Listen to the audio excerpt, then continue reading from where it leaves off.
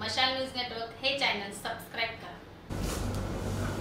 मशाल news network मध्ये आपणा सर्वांचं सहर्ष स्वागत. प्रेक्षको, सध्या महाराष्ट्रामध्ये एकच मतदारसंघ चर्चेत आहे, तो म्हणजे पालघर लोकसभा मतदारसंघ.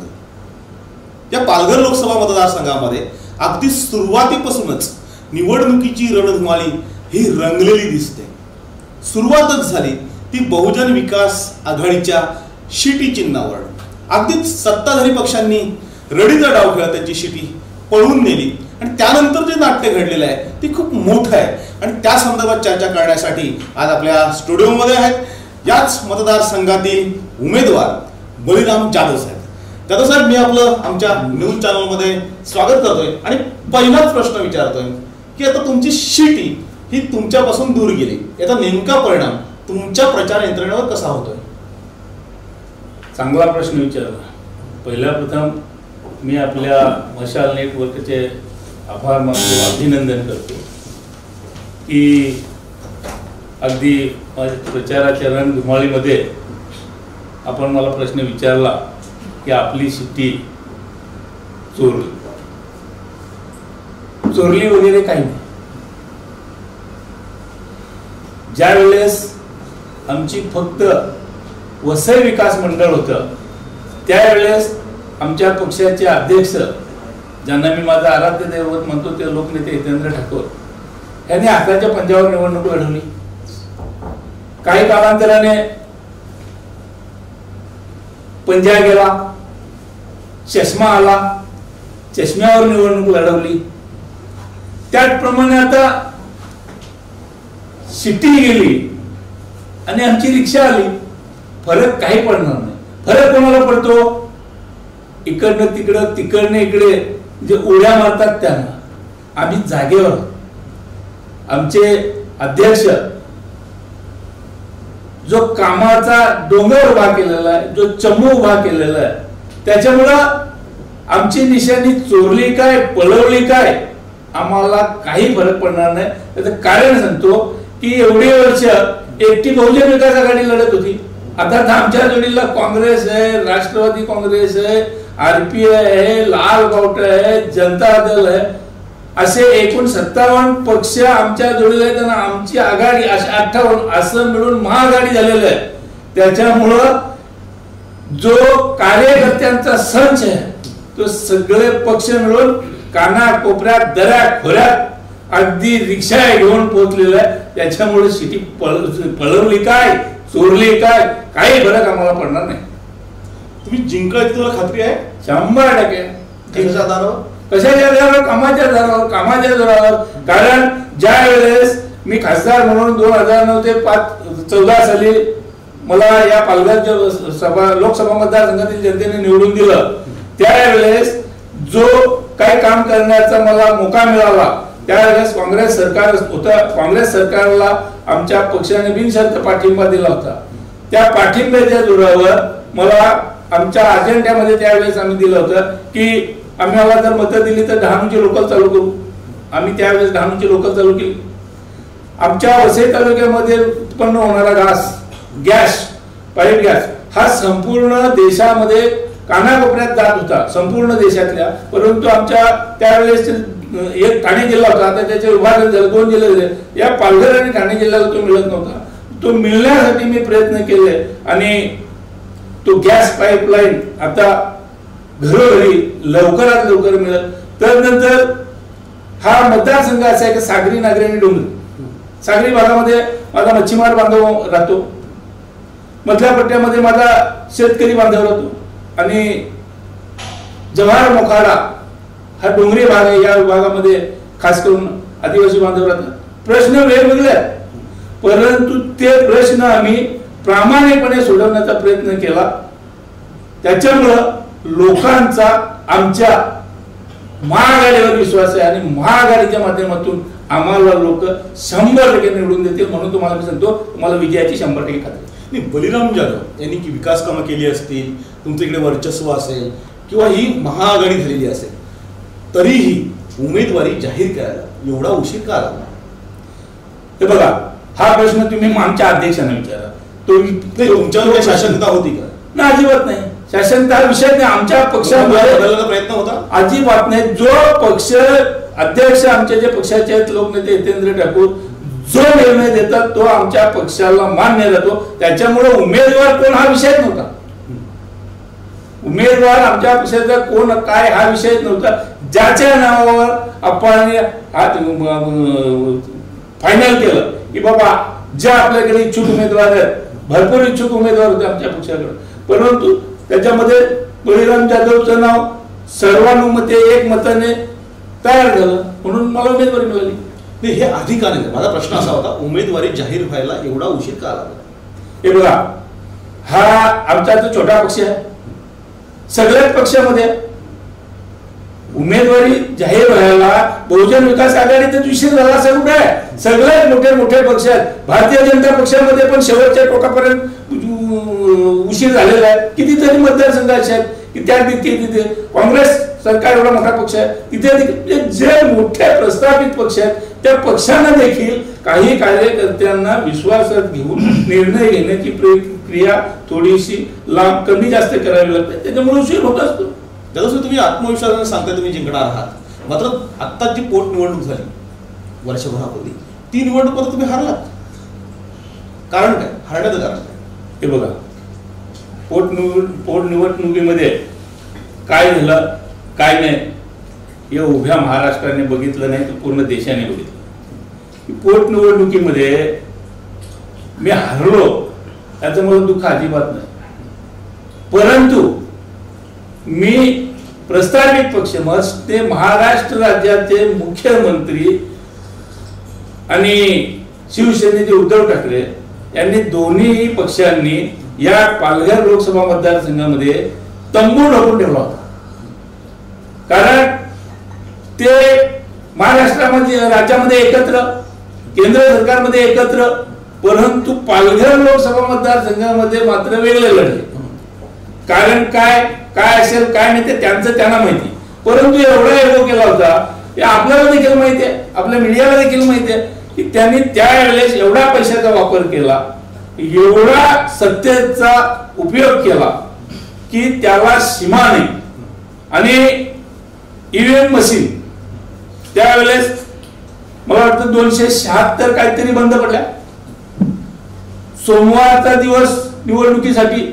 त्याच्यामुळे इथल्या जो वसई विरार मध्ये राहणारा कामगार वर्ग आहे त्याला फक्त सुट्टी होती, परंतु मुंबईला त्यांना सुट्टी नव्हती.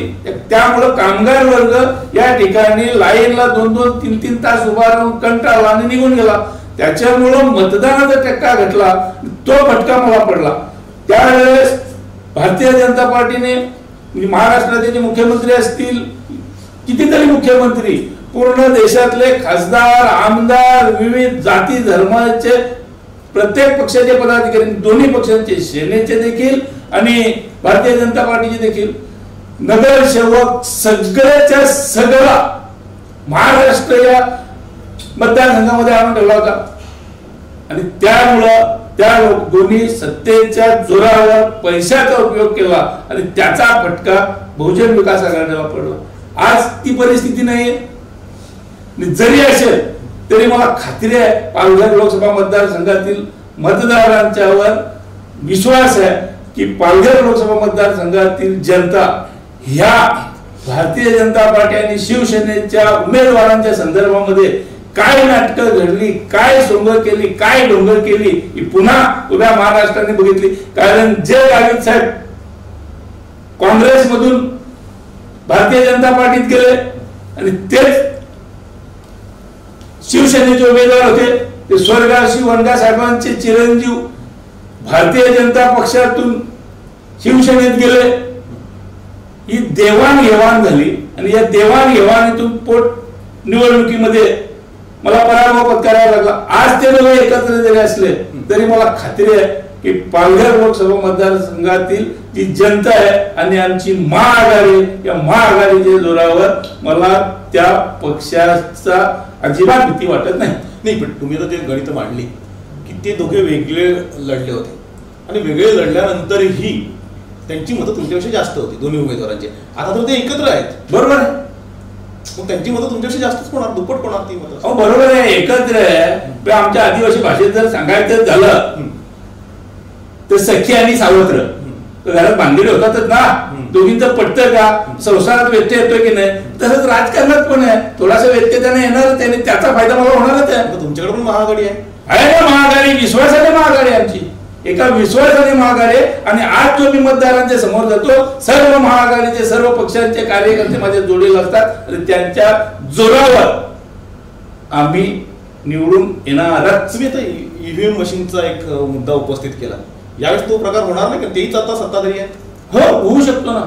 मग तुम्ही कसे जिंकणार? जिंकणार. आता आम्ही त्याच्यावर सतर्क झालेलो आहोत, त्या गोष्टीवर आम्ही सतर्क झालेलो आहोत. तर त्याच्यासाठी काय केलं पाहिजे की त्यावेळेस आम्ही बेसावध होतो आणि बेसावधपणामुळं आम्हाला तो फटका पडला. आता आमचे कार्यकर्ते सावध झालेले आहेत आणि सावधगिरीचा फायदा आमचे कार्यकर्ते उचलतील. त्याच्यामुळे ईव्हीएम मशीन मध्ये जरी गोंधळ झाला तर तुम्हाला फरक पडणार नाही. फरक पडणार नाही.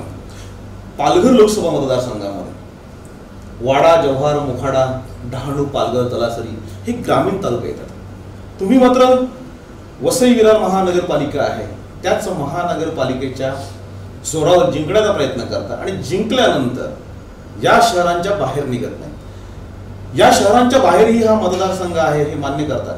हो, असं कसं म्हणतो तुम्ही बाहेर निघत नाही? एक मिनिट, बाहेर जर निघालो नसतो मी खासदार झाल्यानंतर, याच्या अगोदर आमचे ठाणे जिल्हा परिषदेचे अध्यक्ष काशीनाथ पाटील साहेब होते.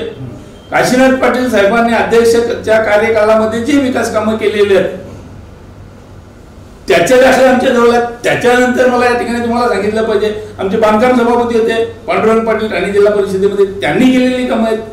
असे जे आमचे पदाधिकारी होते त्यांनी केलेली कामं, लोकनेते हितेंद्र ठाकूरांचा संपर्क आणि मी खासदार झाल्यानंतर ती 5 वर्षामध्ये केलेली कामं, ह्या कामाच्या जोरावर. आणि तुम्ही म्हणताय मला या ठिकाणी तुम्हाला सांगितलं पाहिजे, फार चांगला प्रश्न विचारला का तुम्ही वसई तालुक्याच्या बाहेर निघत नाही.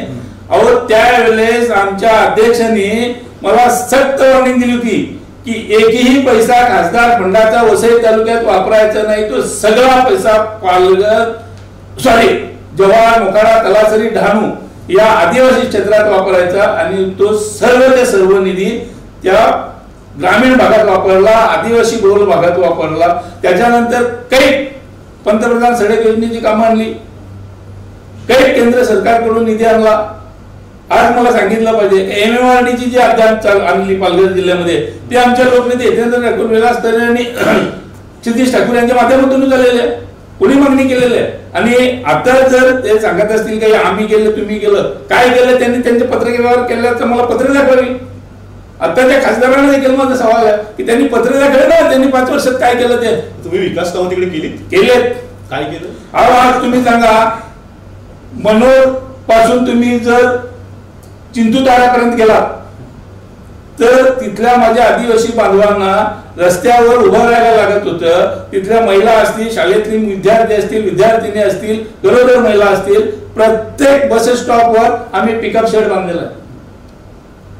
तर नंतर त्या विभागामधले जे वसई विरार महापालिका झाल्यानंतर जव्हार, मोखाडा, तलासरी, डहाणू या आदिवासी पट्ट्यातील जी आदिवासी मुलं मुली होती, ती आरोग्य सेवेत असतील किंवा एसटी चालू केली, त्या एसटी मध्ये असतील, ड्रायव्हर असतील, कंडक्टर असतील, सफाई कामगार असतील, अशी शेकडो मुलं मुली महापालिकेत आम्ही कामाला लावलेलं आहे. आम्ही काय तुम्हाला असं कसं म्हणताय तुम्ही काम त्या भागामध्ये काम केलं नाही, आम्ही काम केलेलं आहे, कामाच्या जोरावर आम्ही हा दावा करतो. तुम्ही जर तिकडे काम केलेलं आहे, मात्र तुमची संघटनाची जी बहुजन विकास आघाडी की आम्ही मागच्या निवडणुकीत बघितली की वसई विरार महानगरपालिकेच्या बाहेर तुमचा कुठं प्रचार दिसला नाही, तुमच्या कुठे बूथ लागले नाहीत आणि संघटना जी बांधणी असते ती फक्त वसई विरार शहरापुरतीच मर्यादित आहे. तुम्ही फक्त वसई विरार या शहरावर समाधानी आहात? नाही, अजिबात नाही. हे बघा, आमचा प्रत्येक तालुक्यात अध्यक्ष आहे, जव्हारला अध्यक्ष आहेत, वाड्याला अध्यक्ष आहेत, डहाणूला अध्यक्ष आहेत, तलासरीला अध्यक्ष आहेत, मोखाड्याला अध्यक्ष आहेत, पालघरला अध्यक्ष आहेत. प्रत्येक ठिकाणी आमच्या पक्षाचे अध्यक्ष आहेत, आमच्या पक्षाची बांधणी आहे आणि त्यांच्या माध्यमातून आम्ही त्या ठिकाणी कामं करत असतो. वसई विरार त्यात प्रश्न कुठे आहे? वसई विरारचा जर प्रश्न असला तर आम्हाला तिकडे मतं मिळाली नसती. आमची जर बांधणी नसती तर आम्हाला मतं मिळाली असती का? मागच्या पोटनिवडणुकीत नाही मिळालेली सर. अरे पोटनिवडणुकीचा विषय सोडून देऊ. पोटनिवडणूक या विषयाबद्दल तुम्हाला मी सांगितलं की त्या दोन पक्षांनी काय केलं. रात्री 9-9, 10-10 वाजेपर्यंत मतदान कधी आपण बघितलंय का? रात्री 10-10 वाजेपर्यंत मतदान केंद्र चालू होती ना. युतीने चिटिंग केली त्यावेळेस. केली. शिवसेनेने केली की भाजपने केली? दोघांनी केली. सत्ताधारी पक्षांनी केली. जे सत्ताधारी पक्ष शिवसेना आणि बीजेपी हे त्यांचं युतीचं राज्य आहे आणि त्या युतीच्या राज्याला आमचा देखील पाठिंबा होता. आमचा पाठिंबा सरकारला, पक्षाला नव्हता. नाही तर तुम्ही सांगाल तर तुमचा पाठिंबा, आमचा पाठिंबा याच्या अगोदर देखील काँग्रेस पक्षाला नव्हता, काँग्रेसच्या सरकारला होता. तसाच आमचा पाठिंबा या सरकारला होता. परंतु या सरकारने जी खरोखर चिटिंगबाजी केली, चिटिंगबाजीमध्ये त्यांनी जो गैरवापर केला, त्या गैरवापराच्या जोरावर लोकांना जी आमिष दाखवली ती आमिष आज ते दाखवू शकणार नाहीत. कारण त्यावेळेस फक्त पोटनिवडणूक असल्या कारणाने संपूर्ण यंत्रणा दोन्ही पक्षांनी त्या पालघर लोकसभा मतदारसंघामध्ये आणून बसवली होती. आज ती परिस्थिती नाही आहे. कारण प्रत्येक राज्यामध्ये निवडणूक आहे आणि प्रत्येक कानाकोपऱ्यामध्ये निवडणूक आहे. त्याच्यामुळं तशी यंत्रणा आता इथे वापरणं, तशी जो माणसांनी त्या ठिकाणी बसवली होती, कधी कोण खासदार असतील, आमदार असतील, मंत्री असतील, नगरसेवक असतील, काही पक्षांचे पदाधिकारी असतील, ही सगळी यंत्रणा पालघर लोकसभा मतदारसंघामध्ये तुम्हाला या ठिकाणी सांगितलं पाहिजे की एक हॉटेलमध्ये बसायला जागा नव्हती, सगळी हॉटेल बुक केली होती. सत्तेचा दुरुपयोग त्यावेळेस केला, त्याच्यामुळं आम्हाला पोटनिवडणुकीमध्ये फटका बसला. उघड आहे, मी सांगण्याची गरज नाही. उभ्या महाराष्ट्राने बघितलंय सत्तेचा दुरुपयोग कसा केला, काय केला ते. आता आपण सांगताय की तुम्हाला हार का पत्करावं लागतं. मला या ठिकाणी तुम्हाला सांगितलं पाहिजे हार पत्करायला का लागली, त्याचं कारण सांगतो की त्यावेळेस आम्ही पैशात कमी पडलो, विकासात आम्ही कमी पडलो नाही. जर आम्ही विकासात केला नसता तर आम्हाला 2,23,000 मतं मिळाली असती का? हरलो. त्याचं कारण उभ्या महाराष्ट्राने पोटनिवडणूक बघितली. शिवसेना भारतीय जनता पक्षाचं महाराष्ट्रात सरकार होतं, त्या सरकारला आमचा देखील पाठिंबा होता. ज्या पद्धतीने काँग्रेस सरकार असताना आमच्या काँग्रेस सरकारला पाठिंबा होता, त्या पद्धतीने महाराष्ट्रामध्ये शेवटी विकास करायचा असेल तर सरकारच्या जोडीला राहावं लागतं आणि सरकारच्या जोडीला राहिलं नाही तर विकासाला पैसे मिळणार नाही. त्या दृष्टिकोनातून आमच्या पक्षाचा जो अजेंडा असतो त्या पद्धतीने आम्ही चालतो. आणि तुम्ही सांगितल्याप्रमाणे की मग तुम्ही हरलात कसा? हरण्याचं कारण या ठिकाणी मला सगळ्या उभ्या महाराष्ट्राने बघितलेलं आहे. सत्तेचा दुरुपयोग केला हे मला या ठिकाणी ठाम सांगितलं पाहिजे. कारण सत्तेचा जर दुरुपयोग केला नसता तर ते EVM मशीन बंद पडणे, त्या संध्याकाळी रात्री 9 वाजेपर्यंत पोलिंग बूथ चालू ठेवणे, त्याच्यामुळं कामगार वगैरे सगळे कंट्रोल निघून गेले. आणि मला या ठिकाणी तुम्हाला सांगितलं पाहिजे की त्यावेळेसची परिस्थिती वेगळी होती, आजची परिस्थिती वेगळी आहे. कारण मी ती जी 5 वर्षामध्ये केलेली कामं आहेत तुम्हाला या ठिकाणी मला सांगितलं पाहिजे की आम्ही काही ठिकाणी बोरिंग मारून दिलेलं. चिंतूतारासारखा मोखाड्यामध्ये एक शेवटचं टोकाला गाव आहे, त्या गावामध्ये लाईट नव्हती. त्या गावामध्ये लाईट नेण्याचं काम बहुजन विकास आघाडीच्या माध्यमातून आम्ही केलेलं. काही गावामध्ये आम्ही बोरिंग मारून दिलेलं आहे, काही गावामध्ये आम्ही विहिरी काढून दिलेलं आहे, काही गावामध्ये आम्ही शैक्षणिक काम, शाळा असतील त्या ठिकाणी चांगलं काम केलं पाहिजे म्हणून शाळेनं मी व्हिजिट देऊन, अंगणवाडीनं व्हिजिट देऊन एक चांगली प्रगती व्हावी या दृष्टिकोनातून आम्ही त्यावेळेस काम केलेलं आहे. दुसरी गोष्ट या ठिकाणी मला सांगितलं पाहिजे की डहाणूची लोकल सेवा आम्ही सुरू केली. मी त्यावेळेस एक प्रस्तावित प्रकल्प केला की नाशिक ते डहाणू हा रेल्वे प्रकल्प जर झाला तर जे जव्हार मोखाड्याचं स्थलांतरित होतं, म्हणजे आदिवासी बांधव माझे स्थलांतरित होतात, जर तिथे रेल्वे गेली आणि प्रकल्प त्या ठिकाणी गेले तर तिथल्या माझ्या आदिवासी बांधवांना हाताला रोजगार मिळेल आणि काम मिळेल. तो प्रकल्प चालू करण्याच्या दृष्टिकोनातून मी प्रकल्प केला. त्यावेळेस 58 कोटी रुपये मंजूर करून घेतले आणि तिथला सर्वे देखील केलेला आहे. परंतु मागच्या 5 वर्षामध्ये तिथे काय जे खासदार होते त्यांनी लक्ष न दिल्यामुळं तसंच प्रलंबित राहिलं. गॅसच्या संदर्भात मला सांगितलं पाहिजे की गॅस त्यावेळेस मी आणून दिलेलं आहे. आज त्याचं गॅसचं काम जोरात सुरू झालेलं आहे.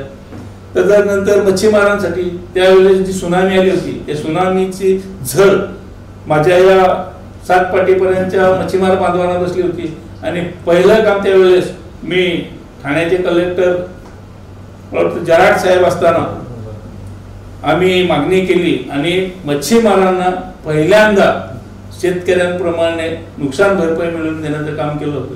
त्याच्यानंतर जे मच्छीमारांचा डिझेल परतावा असतो त्यांना सबसिडी कशी मिळेल, त्यांचा कसा फायदा होईल, त्यांच्या घराच्या ज्या जागा आहेत त्यांच्या मच्छीमारांच्या नावावर कशा होतील त्या दृष्टिकोनातून प्रयत्न केले. शेतकऱ्यांच्या संदर्भामध्ये शेतकऱ्यांना आता मला या ठिकाणी सांगितलं पाहिजे किंवा मागच्या 2-3 महिन्यापूर्वी आमची सत्ता ठाणे जिल्हा मध्यवर्ती बँकेवर असल्या कारणाने आमच्या चेअरमन साहेबांनी इस्रायलला 100 शेतकरी घेऊन गेले की जेणेकरून आपल्या स्थानिक शेतकऱ्यांना भूमिपुत्रांना इस्रायलच्या धर्तीवर कशी आधुनिक पद्धतीने शेती करता येईल. परंतु आचारसंहिता लागल्यामुळं राहिलं नाही. त्या दृष्टिकोनातून देखील आमच्या पक्षाच्या माध्यमातून प्रयत्न केलेला आहे. तर जवाहर मोखाड्याच्या संदर्भात या ठिकाणी जर सांगायचं झालं तर तिथले माझ्या आदिवासी बांधवांसाठी तिथे चांगली शाळा होणे, तिथे चांगले कॉलेज होणं, तिथे ITI सारखे प्रोजेक्ट होणं, तिथे प्रशिक्षण म्हणजे पोलीस प्रशिक्षण असेल, ग्रामसेवकांचं प्रशिक्षण असेल, यांच्यासाठी त्या ठिकाणी प्रयोग करून तिथले माझ्या आदिवासी बांधवांना उत्तेजन देऊन त्यांना प्रोत्साहित करून तिथला जिथपर्यंत माझा पोलीस होत नाही, तिथला ग्रामसेवक होत नाही, तिथला तलाठी तयार होत नाही, तिथला शिक्षक होत नाही, तिथपर्यंत माझ्या आदिवासी बांधवांची प्रगती होणार नाही. मला या ठिकाणी सांगितलं पाहिजे आपण आता ते जे आमचे उमेदवार आहेत प्रतिस्पर्धी आताचे विद्यमान खासदार आहेत ते मंत्री असताना तेव्हा भरती केली त्यावेळेस मी विरोध केला की पालघर जिल्हा झालेला आहे. या पालघर जिल्ह्यामध्ये जर स्थानिक भूमिपुत्र आदिवासी मिळत नसतील तर या जिल्ह्यातील बिगर आदिवासी 3 वेळा तुम्ही याड द्या, स्थानिक आदिवासी विद्यार्थी मिळत नसतील मग ते शिक्षक असतील ते ड्रायव्हर कंडक्टर असतील, आदिवासी आश्रम शाळेमध्ये असतील, तलाठी असतील, पोलीस असतील, जी काही चतुर्थ श्रेणीची भरती होते त्या ठिकाणी आदिवासी जर मिळत नसतील स्थानिक पालघर तर स्थानिक त्या ठिकाणचे जे बिगर आदिवासी आहेत त्या विद्यार्थ्यांना प्राधान्य दिलं पाहिजे. परंतु तसं न करता सत्तेच्या जोरावर गावित साहेब असतील, सवरा साहेब असतील, स्वर्गवासी वनगा साहेब असतील यांनी त्यावेळेस सत्तेच्या जोरावर बाहेरची भरती केली. पालघर जिल्हा आदिवासी अस्तित्वातून त्याचा स्थानिकांना कुठे फायदा झाला. त्यावेळेस सत्ताधारीचे पक्षाचे खासदार आमदार असताना त्यांनी विरोध करायला पाहिजे होता. त्यावेळेस जुलीमिली सरकार शेवटी त्यावेळेस काँग्रेसचे मंत्री गावित साहेब होते आणि विरोधी पक्षामध्ये वनगा साहेब आणि सवरा साहेब होते. आता उलट झाला, ते सत्तेत आहेत, ते विरोधक आहेत. माझ्या आदिवासी बांधवांचे पालघर जिल्ह्यातील प्रश्न तसेच आहेत ना. कुपोषणाच्या संदर्भात जर सांगायचं झालं कुपोषणाला एवढा विरोध करणार आहेत त्यांच्या जोडीला आहेत, मग कुपोषण थांबलं का? या ठिकाणी कुपोषण पालघर जिल्ह्यातील जवाहर मोखाड्याचं थांबलं का? मग थांबलं नाही तर मग ती बोरड बंद काय केली? आज खरं म्हणजे नको त्या गोष्टीला वेगळं वळण देऊन आदिवासी बांधवांना माझ्या फसवलं. आता प्लॉटांचा प्रश्न आहे, निवडणूक आल्यावरच प्लॉटांचा प्रश्न निघतो. आज आमच्या 29 गावांचा प्रश्न आहे. कोणीतरी परवा GR वाटला 29 गाव वगळले. पोटनिवडणुकीत देखील मुख्यमंत्री साहेबांनी सांगितलं वस्तुस्थिती काय 29 गाव वगळण्याची काय नाही. वस्तुस्थिती वगळली का नाही, वगळली कशी वगळणार? कोर्ट वगळेल तेव्हा ना कोर्टात याचिका दाखल करणारे कोण आहेत? ते जातात जाहीर करतात म्हणजे वगळलेली नाही वगळलेली किंवा वगळल्याचा तुम्हाला फटका बसणार आहे. कशाचा फटका बसणार आहे? जनतेला कळते जनतेला कळते की ग्रामपंचायत असताना विकास किती होतो आणि महापालिका त्याला लागूनच ग्रामपंचायत आणि तिथे आता पण अंधार पडलेला आपण जाऊन बघू तिथं की ग्रामपंचायतीच्या क्षेत्रामध्ये किती विकास झाला आणि महानगरपालिकेच्या क्षेत्रामध्ये विकास झाला. त्याच्यामुळे आता वसईतली जनता सुद्धा ते जनतेला कळायला लागलं की आपल्याला फसवलं जाते ते. त्याच्यामुळं लोक आता खोट्या आश्वासनांवर विश्वास ठेवणार नाही हितेंद्र ठाकूर हे स्वयंभू नेते आहेत.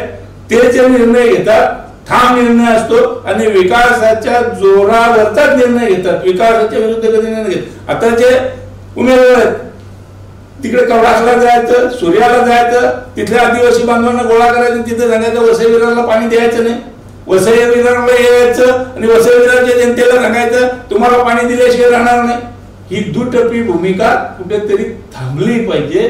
किती खोटं बोलायचं किती नाही बोलायचं हे पहिल्यांदा समोरच्या माणसाने ठरवलं पाहिजे. तुम्ही पुन्हा खासदार होणार का? आणि झाल्यानंतर तुम्ही नेमकं काय करणार? तुम्ही कुपोषणाचा प्रश्न सांगितला, प्लॉटचा प्रश्न सांगितला, गाव वगळण्याचा प्रश्न सांगितला. हे जे प्रश्न आहेत हे तुम्ही खासदार झाल्यानंतर सुटणार आहेत का? हो, सुटणार.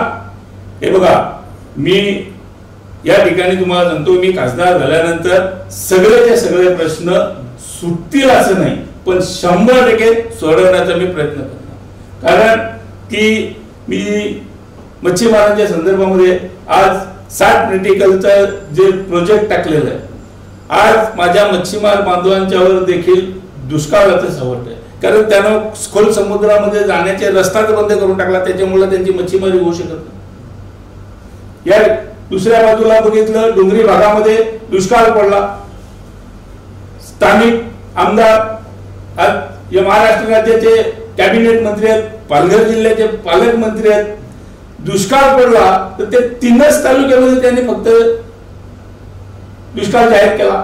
उर्वरित जव्हार मोखाड्याला खरा दुष्काळ आहे, त्या ठिकाणी दुष्काळ जाहीर केला नाही. ह्या ज्या गोष्टी आहेत ह्या काय केल्या नाही, कशासाठी केल्या नाही, तर त्यांना पुन्हा मला बाबा माझा मतदारसंघ आमदारकीचा अबाधित ठेवला पाहिजे. जामचा मतदारसंघ भास्कर धनारे साहेब आमदार आहेत, तिथे दुष्काळ पडला. विक्रमगडला सवरा साहेब आमदार आहेत, तिथे दुष्काळ पडला. आणि पालघरचे खासदार गावित साहेब आहेत, तिथे दुष्काळ पडला. मग उर्वरित तालुक्यामध्ये दुष्काळ पडला नाही का? की पाऊस 3च ठिकाणी पडला नाही, बाकी ठिकाणी पडला नाही का?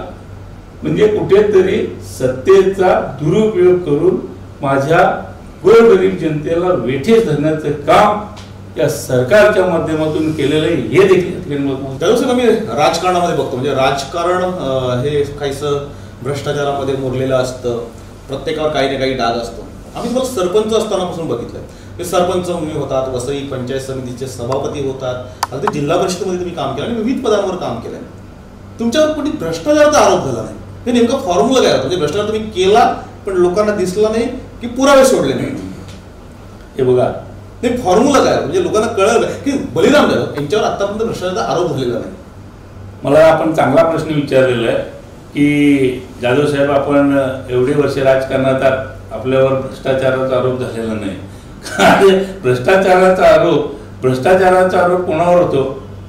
जो पैसे खातो त्याच्यावर होतो. मला तुम्हाला उलटा प्रश्न विचारायचा आहे की तुमचा पेपर मी आज वाचत नाही, 25 वर्षापूर्वीपासून पेपर तुमचा वाचतो की तुम्ही काही भल्या भल्यांची लक्तर वेशीवर टांगलेली, भल्या भल्यांची. हे मी स्वतः डोळ्यांनी बघितले आणि पेपर तुमचा कंटिन्यू मी वाचतो.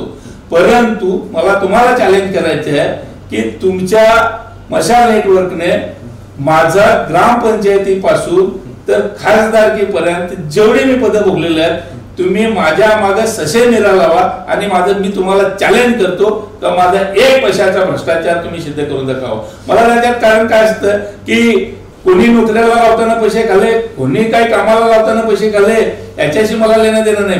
परंतु माझ्याबद्दल तुम्ही विचारलं की तुमचा फॉर्म्युला काय, मी पुन्हा तुम्हाला चॅलेंज करतो की तुम्ही माझं चॅलेंज स्वीकारा आणि माझा 1 पैशाचा भ्रष्टाचार, कोणाचा पैसा खाल्याचं सोडावं, कोणाचा कपभर चहा काय ग्लास पाणी पिल्याचं मला तुम्ही दाखवून द्या की मी एखाद्या गरीबाचं का श्रीमंताचं काम केलं, की विकासाचं काम केलं असेल, का पर्सनली काम केलं असेल.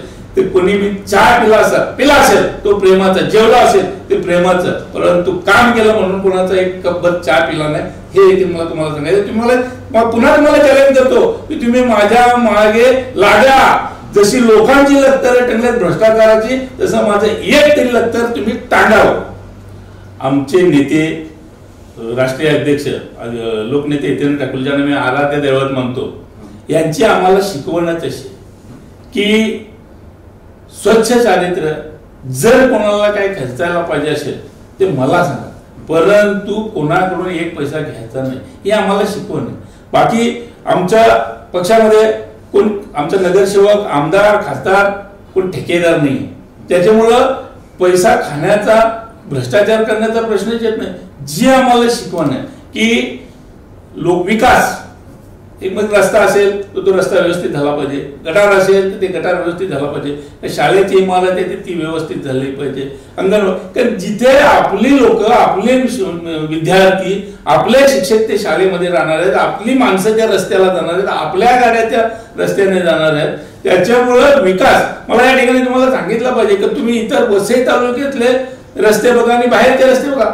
त्याचं कारण तो भ्रष्टाचार तिथे होतो. कशामुळं? तर काही ठिकाणी डांबर खाली जाते, काही ठिकाणी खडी खाली जाते, काही ठिकाणी माती खाली जाते, पण वसई तालुक्यामध्ये होत नाही. आमच्या नेत्याचीच शिकवण असेल. कारण एकही मला या ठिकाणी तुम्हाला सांगितलं पाहिजे की आमच्या अध्यक्षापासून, खासदारापासून, आमदारांपासून, महापौरापासून तर नगराध्यक्ष, नगरसेवक, आमचे प्रभाग समित्यांचे सभापती आहेत, त्यांचे सर्व सहकारी आहेत, कुठेही तुम्हाला भ्रष्टाचार झाल्याचा एकही पदाधिकारी, आमच्या एवढे सरपंच आहेत, जिल्हा परिषद सदस्य आहेत, पंचायत समित्यांचे सदस्य आहेत, आज आमच्या लोकसभापती आहेत, एकही पदाधिकारी आमच्या पक्षाचा भ्रष्टाचार केलेला सापडणार नाही. माझा तो विषय सोडून द्या तुम्ही, पण आमच्या पक्षातील एकही पदाधिकारी भ्रष्टाचार केलेला तुम्हाला सापडणार. त्याचं कारण आमच्या नेत्याचं प्रत्येक कार्यकर्त्यावर, प्रत्येक पदाधिकाऱ्यावर बारीक लक्ष असतं. तर माझा कार्यकर्ता काय करतो, काय नाही करत, आणि दर महिन्याला, दर 15 दिवसाला, दर 8 दिवसाला विचारपूस केली जाते. कारण विकास हा एकच ध्यास, त्याचं नाव बहुजन विकास. हे बघा, शेवटी निवडणुकीसाठी पैसा लागतो, परंतु आम्हाला निवडणुकीला पैसा लागत नाही. त्याचं कारण आम्ही प्रत्येक गावात जातो, त्यावेळेस आम्ही विकासावर बोलतो. आम्ही जे काय केलेलं आहे, काय नाही ते लोकांच्या समोर ठेवतो. ज्या गावात गेलो त्या गावात कुठला रस्ता बनवलेला असेल, शाळा बनवली असेल, अंगणवाडी बनवली असेल, त्या जोरावर. त्याच्यामुळं आम्हाला पैसे द्यायलाच लागत नाही. आम्ही पैसे खात नाही आणि देत नाही इतर पक्षांसारखे किंवा इतर पार्ट्यांसारखे. त्याच्यामुळं आमच्या पक्षामध्ये तो विषयच नाही. आमचे कार्यकर्ते सक्षम असतात की आम्ही विकासच, आम्ही ज्या वेळेस मतदारांच्या समोर जातो त्यावेळेस आमच्या पक्षाने काय केलेलं आहे आणि काय करणार आहोत हे जनतेच्या समोर सांगतो. त्याच्यामुळं आम्हाला भ्रष्टाचार आणि पैसे करण्याचा आमच्या पक्षामध्ये प्रश्नच आहे. तुम्ही जिंकण्याची गणित कशी मांडाल? हे बघा, जिंकण्याची गणित कशी मांडाल मला तुम्हाला सांगितलं पाहिजे की याच्या अगोदर आमची बहुजन विकास आघाडी एकटी लढत होती. आता आमच्या जोडीला काँग्रेस पक्ष, राष्ट्रवादी काँग्रेस आहे, CPM आहे, जनता दल आहे, RPI, कवाडे गट, काही त्यांचे गट आहेत, लालबावटे आहे, असे टोटली ह्या राज्यातले आमच्या जोडीला 58 पक्ष आहेत. आम्ही काल बिशेपांचा आशीर्वाद घेण्यासाठी गेलो त्यावेळेस माझ्या जोडीला आमच्या पक्षाचे अध्यक्ष आदरणीय अप्पा चंद्र ठाकूर साहेब, आमच्या बोईसरचे आमदार माननीय क्षितिज ठाकूर साहेब, माजी महापौर नारायण मानकर, विद्यमान आमचे उपमहापौर प्रकाश पाटरी, रमेश कुट्टी, अजय कुकानी, कोल्हासो साहेब, अशोक कोल्हासो, कृषी उत्पन्न बाजार समितीचे आमचे उपसभापती आहेत. अशी बरीचशी मंडळी आम्ही बिशेपांचं आशीर्वाद घेतले आणि कामाला सुरुवात केली. कालपासून या वसईच्या पश्चिम पट्ट्यातील माझ्या मतदार बंधूंना गाठीभेटी घेत असताना बऱ्यापैकी काँग्रेसला मानणारा वर्ग, राष्ट्रवादीला मानणारा काही वर्ग, जनता दलाची चांगल्या पद्धतीने पकड असलेली काही मंडळी, अशा या पक्षाच्या मंडळींना कालपासून भेटी देत असताना मला अत्यंत मनापासून आनंद वाटला की पोटनिवडणुकीमध्ये पेक्षा किंवा याच्या अगोदरच्या मी निवडणुका जेवढ्या लढलो होतो त्या सगळ्या निवडणुकांपेक्षा ह्या निवडणुकीमध्ये मला मनापासून वसईचाच पट्टा सोडा, परंतु मी जव्हार, मोकाळा, तलासरी या विभागामध्ये जेव्हा फिरतो त्या तिकडे देखील एक उत्साह मतदारामध्ये आहे.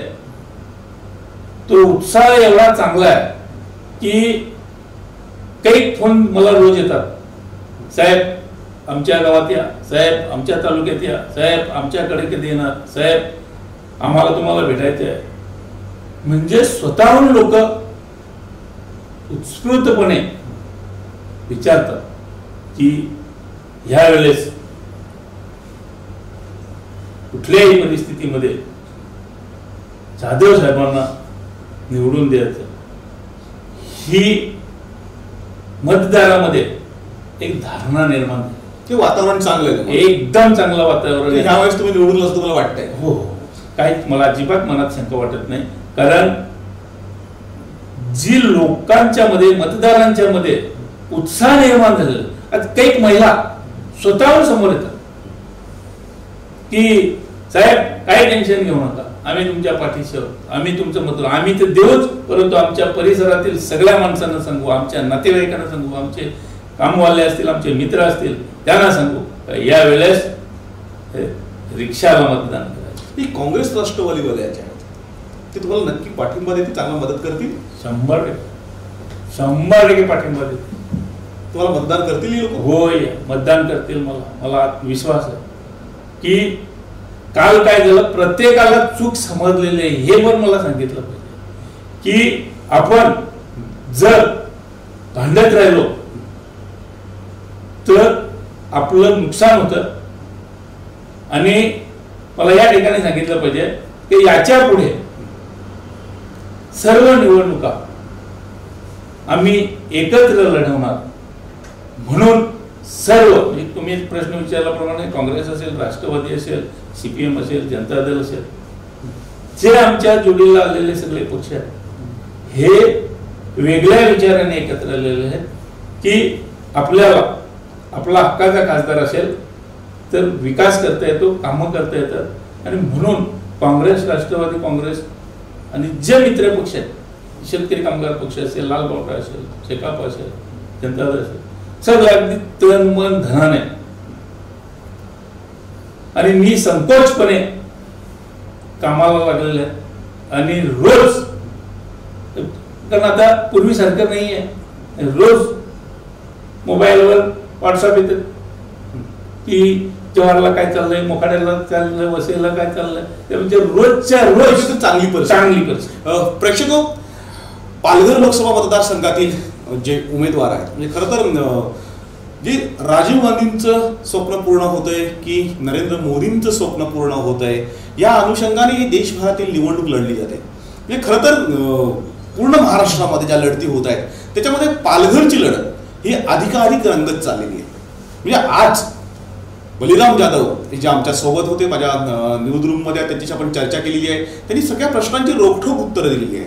आज दिवसभराच्या प्रचाराच्या रणधुमाळीमधून त्यांनी वेळात वेळ काढून आपल्याला सगळ्या प्रश्नांची उत्तर, जी प्रेक्षकांच्या मनामध्ये होती, काही माझ्या मनामध्ये जे प्रश्न होते, त्या सगळ्या प्रश्नांची उत्तरं त्यांनी प्रामाणिकपणे दिलेली आहेत. तुम्हाला मी धन्यवाद देतो आणि प्रेक्षकांना एकच विनंती करतो की ही मुलाखत तुम्हाला जर आवडली असेल तर लाईक करा, शेअर करा आणि मशाल न्यूज नेटवर्क हे चॅनल सबस्क्राईब करा. नमस्कार, धन्यवाद.